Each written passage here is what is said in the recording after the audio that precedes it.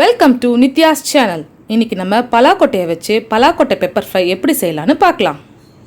பலாக்கொட்டை pepper ஃப்ரைக்கு தேவையான பொருட்களை பார்க்கலாம். குக்கரில் பலாக்கொட்டையை உப்பு போட்டு வேக வச்சு எடுத்துருக்கோம்.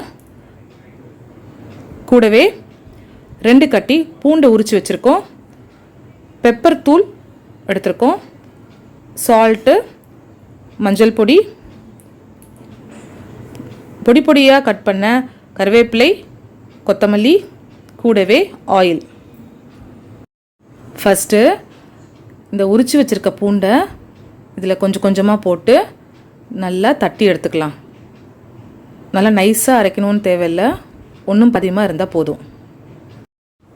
இது பாருங்கள், பூண்டை நல்லா தட்டி வச்சுருக்கோம்.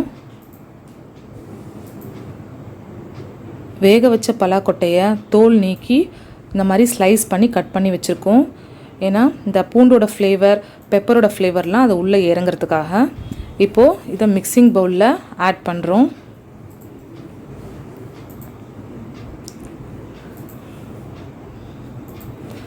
இந்த அளவு பலாக்கொட்டைக்கு ஒரு 1.5 ஸ்பூன் பெப்பர் பவுடர் ஆட் பண்ணுறோம்.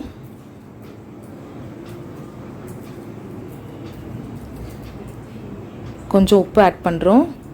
ஏற்கனவே வேக வைக்கும் போது உப்பு போட்டிருக்கிறதுனால கொஞ்சம் பார்த்து போடணும். பெப்பர் உப்பெல்லாம் நல்லா பைண்ட் ஆகிறதுக்காக ஒரு 1.5 ஸ்பூன் ஆயில் ஆட் பண்ணுறோம். ஆட் பண்ணிவிட்டு ஒரு கரண்டி வச்சு நல்லா மிக்ஸ் பண்ணி விடுறோம். நல்லா மிக்ஸ் ஆனதுக்கப்புறமா ஒரு 15 மினிட்ஸ் இதை ஊற வைக்கிறோம். 15 மினிட்ஸ் கழித்து இதை ஃப்ரை பண்ணி எப்படி இருக்குன்னு பார்க்கலாம்.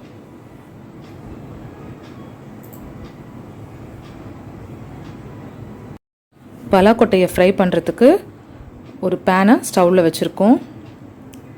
பேன் நல்லா சூடான உடனே ஒரு 3 ஸ்பூன் ஆயில் விட்டுக்கிறோம். ஆயில் காஞ்ச உடனே நம்ம தட்டி வச்ச அந்த பூண்டை ஆட் பண்ண போகிறோம். ஆட் பண்ணிவிட்டு நல்லா இதை வதக்கணும்.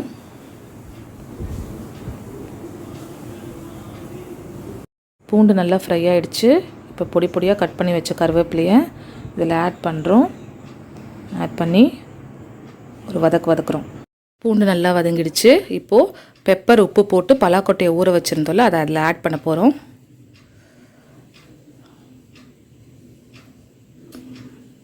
ஆட் பண்ணிவிட்டு இதை நல்லா ஃப்ரை பண்ணி எடுக்க போகிறோம். ஒரு 2 செகண்ட்ஸ்க்கு ஒரு தடவை நல்லா இதை கலந்து விடுங்க.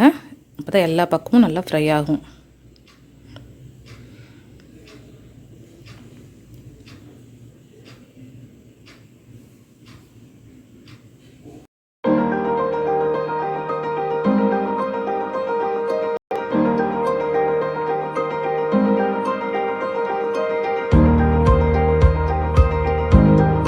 பலாக்கொட்டை நல்லா ஃப்ரை ஆகிடுச்சு.